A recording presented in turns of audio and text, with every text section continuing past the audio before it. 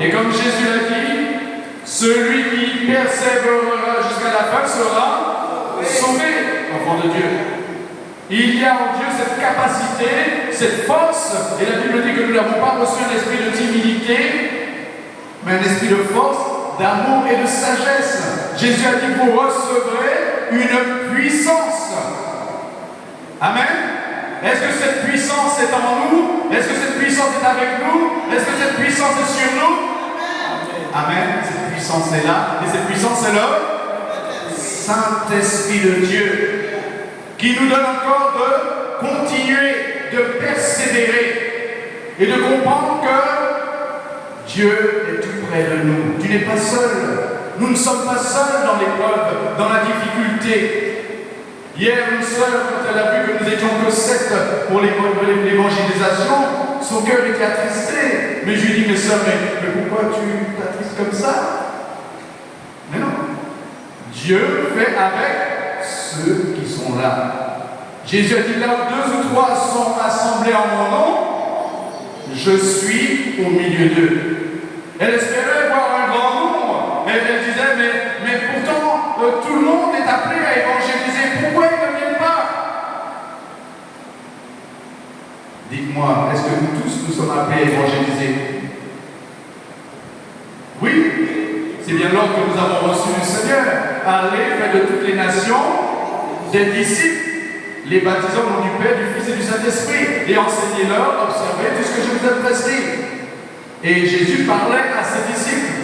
N'y a-t-il pas des disciples là au milieu de nous? Nous sommes les disciples du Seigneur. Le disciple, c'est l'élève. Hein? L'élève du maître. Amen. Voilà. Et Jésus a dit, tout disciple accompli sera comme son maître. Il n'est pas content. Et il ne veut pas que tu fasses le travail du Seigneur. Il ne veut pas que tu continues à évangéliser. Il ne veut pas que tu continues à aimer nos frères et sœurs. Il ne veut pas que tu continues à pardonner. Il ne veut pas que tu continues à servir le Seigneur.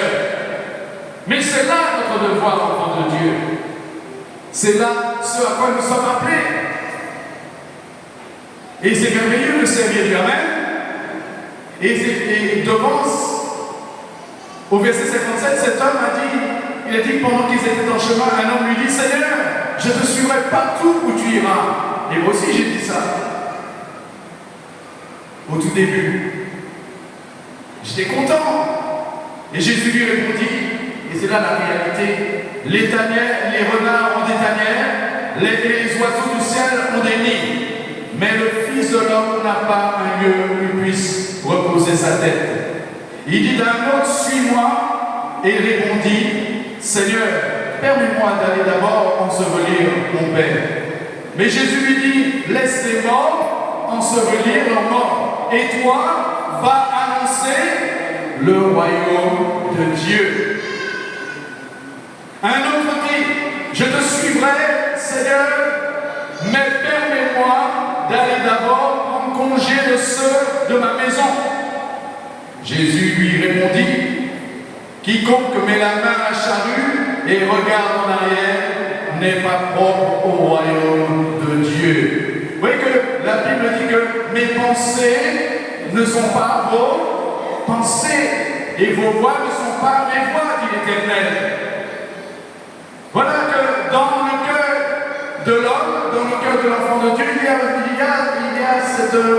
ce flou. On est prêt à tout faire, mais à notre manière. Et Dieu, c'est pas comme ça qu'il voit ça. Oui, permets-moi d'abord, Seigneur, d'aller, au verset 59, un homme dit au Seigneur, suis-moi. Et il répondit, Seigneur, permets-moi d'aller d'abord ensevelir mon Père. Enfant de Dieu, c'est comme ça que nous répondons. Notre vie, nos actions répondent au Seigneur. On dit, oui, Seigneur, oui, je veux te servir, mais permets-moi d'abord d'avoir fini ma maison. Permets-moi d'abord d'avoir une voiture. Permets-moi d'abord de lire davantage ta parole. Permets-moi d'abord, tellement de prétextes qui sont là devant Dieu. Mais que dit le Seigneur? Que répond le Seigneur à cet homme? Il dit, mais Jésus lui dit, laisse les morts ensevelir leurs morts, et toi, va annoncer le royaume de Dieu. Et c'est ça la volonté de Dieu. Il y a tellement de projets dans nos cœurs qui prennent la place de Dieu, de décisions que nous prenons qui nous empêchent de servir Dieu. Et Dieu a la dernière place dans notre vie. Est-ce que Dieu a la première place dans ta vie? Est-ce que Dieu a la première place dans ma vie? Permets-moi d'abord, Seigneur, oh Seigneur, tu sais tout, hein? Tu sais. Et des fois on dit à Dieu, oh tu sais tellement de choses. Tu sais, Seigneur. Et Dieu est mis de côté, Dieu mis en arrière-plan. Alors que Dieu dit, laisse tout ça et suis-moi. Et c'est notre responsabilité de l'Église, notre grande responsabilité d'intercéder, de venir nous opposer à tous ces esprits de crime, de mort. Nous sommes la lumière du monde, la Bible dit, le sel de la terre. Et nous devons, par la grâce de Dieu, avoir cet impact dehors, dans notre travail, là où tu travailles, là où dans ta famille, dans tout ce que nous faisons à l'extérieur. Nous devons avoir un témoignage et marcher dans la vérité. Et ne pas abandonner en front de Dieu.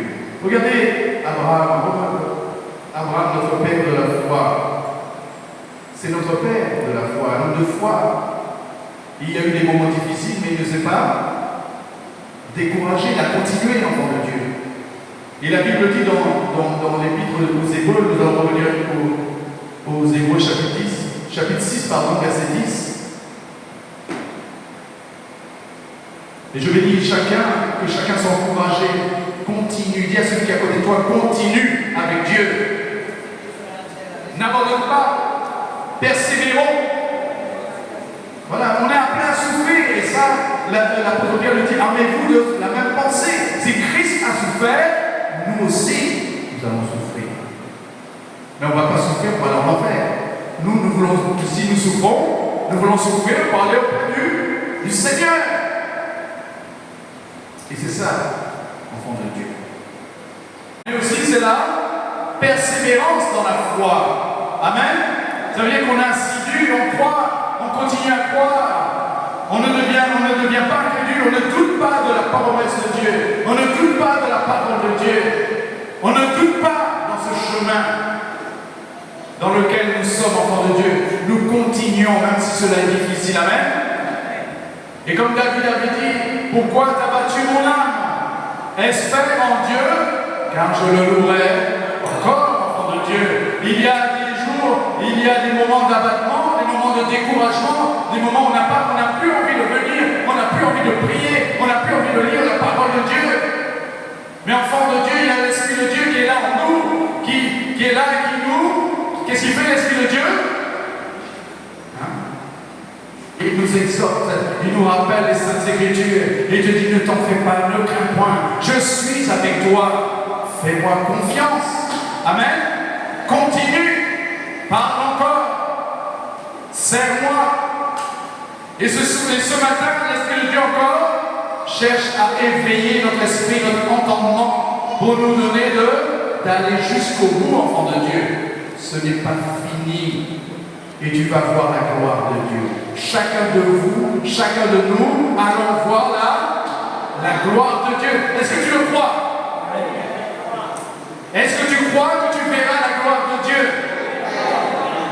Comme Moïse avait dit à Dieu, qu'est-ce qu'il a dit? Fais-moi voir la gloire. Est-ce qu'il a vu la gloire de Dieu? Oui, il a vu la gloire de Dieu. Voilà. Nous aussi, nous verrons la gloire de Dieu. Même si le chemin est difficile, même s'il y a des obstacles, même s'il y a la maladie, même s'il y a des moments difficiles, quel que soit son nom, ce moment, ce désert, je verrai la gloire de Dieu. Je ne mourrai pas, je vivrai et je raconterai les merveilles de l'Éternel. Amen. Voilà, gardons toutes ces paroles de Dieu dans notre cœur. Espérons en Dieu. Dieu ne nous décevra pas de Dieu. Il ne va pas te décevoir. Voilà. Et Dieu n'a jamais déçu quiconque. Amen. Nous bénissons le Seigneur pour son amour et dans la persévérance, c'est quoi? J'ai pris quelques définitions de la persévérance. Encore persévérer, persévérance, c'est l'action. La persévérance, c'est l'action de persévérer. C'est qualité. Conduite de quelqu'un qui persévère. C'est obstination. On est obstiné. On va jusqu'au bout. On ne se détourne ni à droite, ni à gauche. On ne cloche pas des deux pieds.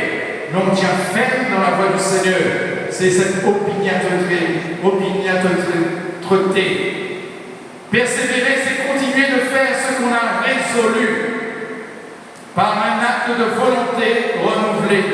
C'est persévérer dans l'effort. Ça veut dire que quand on persévère, il y a toujours une souffrance. Cela demande plus. Et vous allez voir que cela demande, quand on persévère, cela demande plus de soi. Hein? Il y a un effort, il y a quelque chose à donner. C'est insister. Voilà. Parce que notre ennemi, le diable, lui, il est là, il se tient devant nous avec tous ses artifices. Il est comme un lion rugissant. Et il cherche à quoi?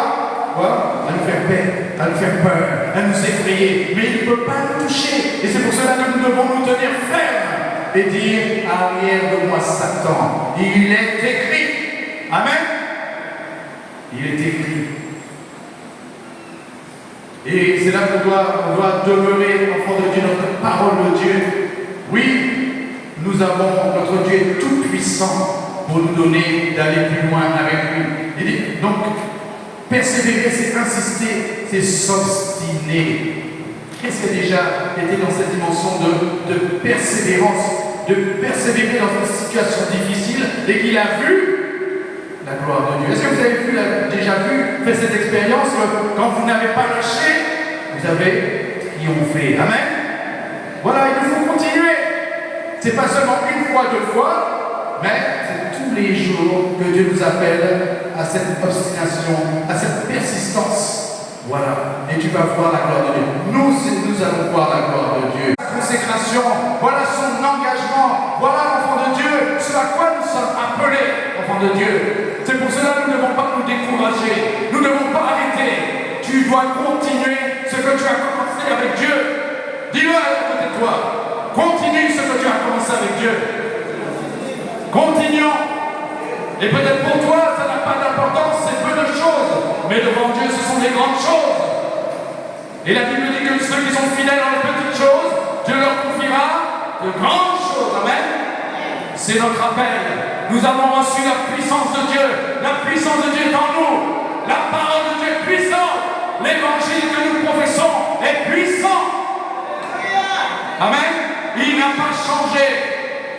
Il ressuscite les morts. Il guérit les malades. Il chasse les démons. Amen. Voilà notre évangile. Voilà ce que tu es en Jésus-Christ. Voilà ce que nous sommes, le peuple de Dieu. Nous ne sommes pas autre chose que la lumière de Dieu, que la puissance de Dieu sur cette terre. Nous annonçons le royaume de Dieu. Voilà sur les autres.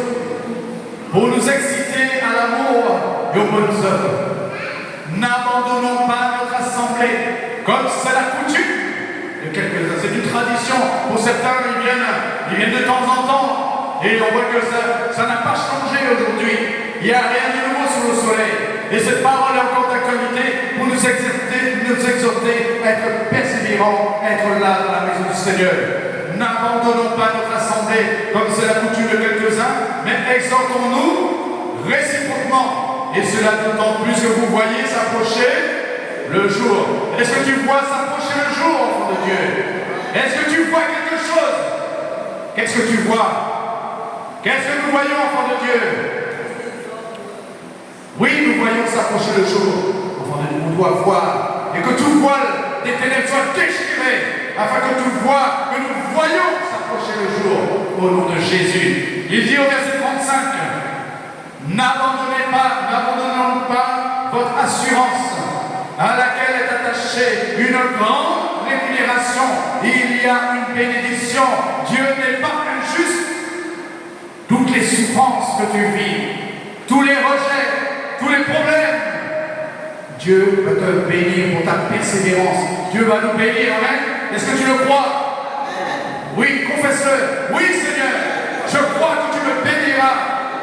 Quels que soient les moments difficiles, je m'accroche à toi parce que je vais voir ta gloire. Il dit encore, verset 36, car vous avez besoin de persévérance, c'est vrai, Seigneur, afin qu'après avoir accompli la volonté de Dieu, vous obteniez ce qui vous est promis.